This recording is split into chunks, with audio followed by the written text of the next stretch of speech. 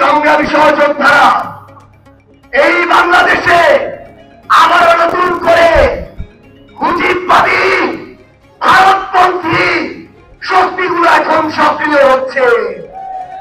আমাদের মধ্যে মত পার্থক্য থাকতে পারে, কিন্তু এই বাংলাদেশে বাংলাদেশপন্থী ব্যতীত কোন দেশপন্থী, কোন মাঠপন্থী, কোন শক্তির আর জায়গা হবে না।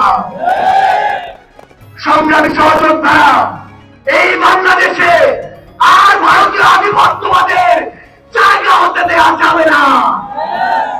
অন্য যে কোনো দেশের নামে কোন আধিপত্যবাদের জায়গা এই বাংলাদেশে হতে দেওয়া যাবে না। সংগ্রামী সহযোদ্ধারা, হাজারের অধিক ছাত্র জনতা জীবন দিয়েছে। আমার হাজার হাজার সহযোদ্ধা আজকে আমার সামনে রয়েছে।